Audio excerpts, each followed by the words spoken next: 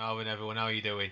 So I'm back again with another episode of First Impressions, and this week I'm reviewing Nioh. It's been out just over a week, so I'm going to go through what I like about the game, the gameplay, good and bad points, and give you my overall first impressions.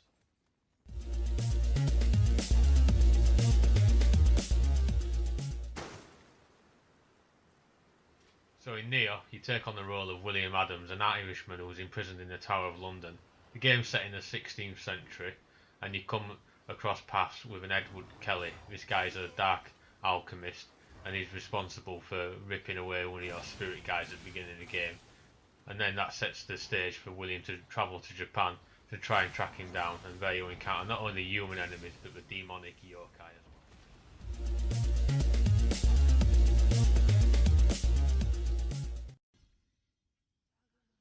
Nioh is an action RPG that has a mix of the fast, precise combat from games such as Onimusha and Ninja Gaiden, as well as the RPG elements from the Dark Souls series. The combat itself is intensely satisfying, so you can utilise quite a number of different weapons ranging from katanas through to spears. You can also learn skills to use for each weapon type that make combat a lot easier, such as abilities that break an enemy's guard or allow you to deliver follow-up blows at the end of certain combos. And when you're fighting, you can switch between 3 different types of stances, which are either low, medium or high. Now the high stance allows for the more damaging attacks but leaves you more open to enemy blows. The mid stance allows you to defend more easily, and the power range is in between the low and high stance in terms of the damage you deal to enemies. And the low stance makes your attacks a lot weaker but faster, but it also allows you to dodge a lot more easily when engaging certain types of enemies. When fighting, you will learn to switch between stances as the situation demands, and all the attack movements for each weapon and the skills of each weapon class will actually change and look different depending on what stance you're in when you're fighting. You're also able to equip and use ranged weapons which are available during the game's setting, and when you're fighting in the game you can equip 2 melee weapons and 2 ranged weapons at any given time and switch between them on the fly. In Nioh, when you're fighting either the human enemies or the demonic yokai, you also see that the enemies can actually switch stances as well. So when you're fighting enemies, you'll have to learn to look for certain tells to know what stance they're in, and then you can choose whether or not you need to press the attack, when to dodge, or what stance to switch to try and counter their movement. The combat in the game can be quite tough, but it never seems actually unfair. So although normal enemies can actually kill you in quite a few number of blows, sometimes as little as 1 or 2 hits, once you get a feel for the game and how the combat works, you can actually overcome a lot of the enemies quite easily. As well as being able to equip weapons and armour, you can also equip various items to aid you in combat, so these will range from healing items to throwable weapons, as well as tools to help buff your weapons with various effects. And you can equip 8 items at any time by assigning an item to the quick use slot in the game. A major part of the combat in the game is what's called ki management. So ki is basically stamina, so every action you take, such as running, attacking, dodging, blocking and being struck by enemies will actually deplete your ki. If you run out of ki, your character will appear to be staggered and out of breath, and during this period you're very vulnerable and enemies can actually kill you quite easily when you're not able to take any action. You can also take advantage of this on enemies as well though, so every time they attack or you attack them you can deplete their ki, and if they're staggered you can actually execute more lethal blows and kill them more easily.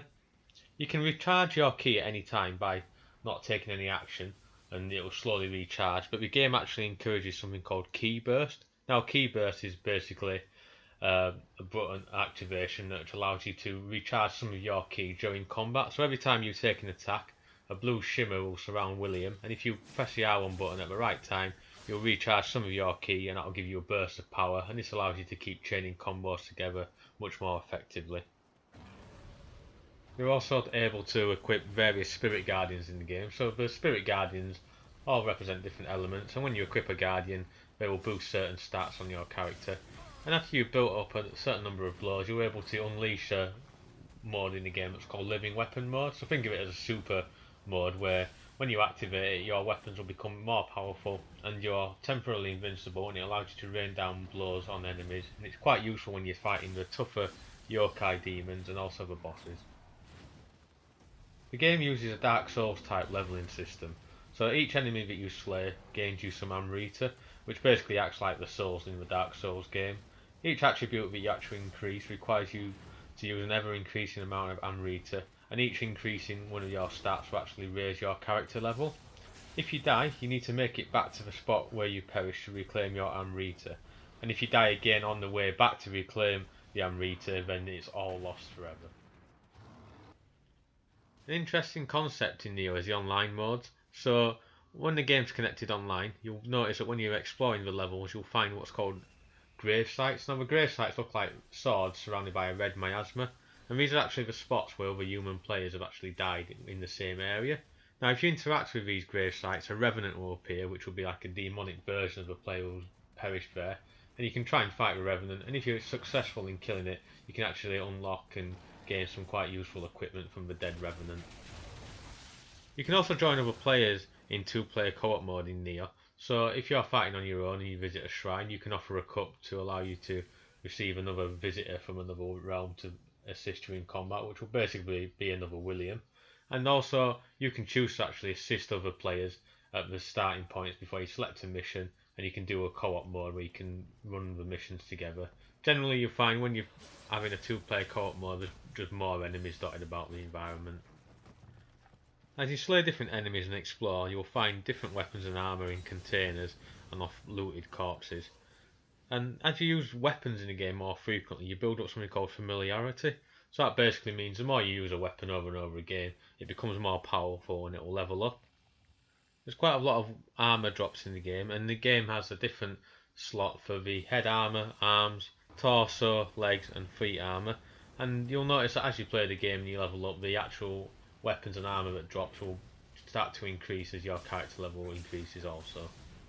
The game also has a blacksmith that you can use in between missions. The blacksmith allows you to buy and sell weapons and armour, forge new weapons and armour from raw materials, and also allows you to do something called soul matching, where you can take a higher level weapon and then use it to increase the level of a lower level weapon, and that in turn allows you to build an ever increasing amount of damage on that weapon. And you can keep doing this process over and over again as long as you have money to do so. And the money you find to do this, you just find generally whilst exploring the environments and killing enemies. As you explore each level and mission, you will find shrines dotted about. Now the shrines act as the checkpoints, and they're similar in the way that the bonfires acted in Dark Souls, so that when you go to a checkpoint you can restore some of your health and use it to allow you to, level up your stats, but it also respawns the enemies you've defeated as well. You can also add a blessing at the shrines through the Kadama. Now these Kadama are like little spirits that you'll find in the levels, and they have green hats, and each time you find a Kadama you can actually guide it back to the shrine, and the Kadama do different benefits. So some of them that you equip will allow the enemies to drop more weapons and armour, some will give you a blessing where you can find more items on enemies and healing items, and some of them will bestow a blessing where you can get more Amrita from the enemies that you slay.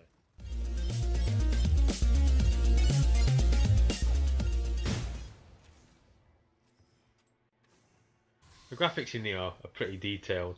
The environmental effects and lighting are well presented to build the ambience of each area that you explore. When you finish off enemies with finishing blows and you dismember them, you see turrets of blood gushing from their bloodied bodies, and as you take blows yourself, your armour becomes more bloody until you visit a shrine. The actual weapons and armour are designed very well. There's quite a lot of detail in each of them, so they all look quite unique when you're looking at the armours, especially when you're equipping different ones. The enemy design is quite varied, so you've got the humans, which come in all different shapes and sizes with different armours and weapons, but also the yokai, the demons that you fight. There's quite a lot of detail in there, and there's quite a lot of variance in the yokai that you fight. The game also gives you the option to change the graphical settings between action and movie modes, and also on the PS4 Pro there's an additional couple of settings, and these allow you as a player to choose which mode suits you best aesthetically.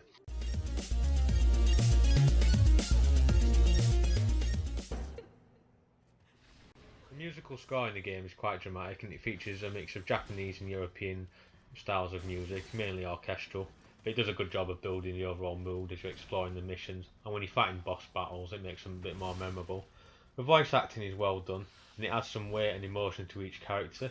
There's a mix of English and Japanese voice acting in the game, and for the game parts where the voice acting is done in Japanese, there's actually subtitles, you can tell what's going on.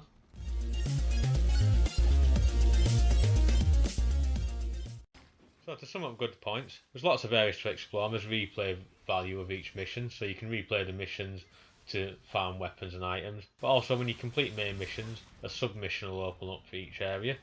There's an interesting online element, so you've got the Revenants, which are other players who've died, but also the co-op elements where you can actually conquer missions together, or you can aid other players. There's quite a lot of weapons and armour drops. The combat's quite intense and there's a lot of skill trees, so you can learn new combos and techniques for each weapon. And it utilises a Dark Souls leveling system, and it makes it, but I feel for me, Nioh takes that system and makes it its own. And there's also the different graphical options to cater for different player needs, and the actual story is quite interesting as well.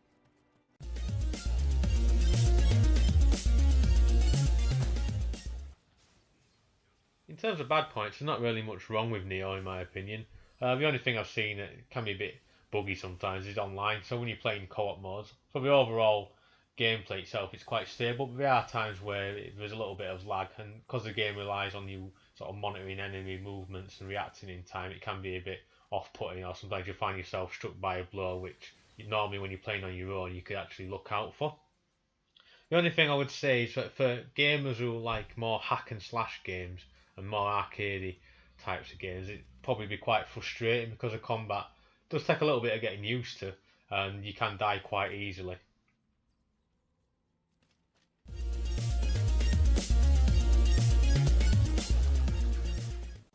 So to sum up Nioh, it's a great game in my opinion. It takes the elements from games such as Ninja Gaiden, Onimusha and the Dark Souls series but makes it its own. There's good levels with interesting options for exploration and overcoming the areas and defeating enemies and bosses. It does feel quite rewarding, and it does give you a great sense of achievement once you've actually been able to figure out the strategies to defeating each enemy and boss. At times it is challenging but never feels unfair, and it rewards players who spend time learning how to read the enemy's movement and stances quite well.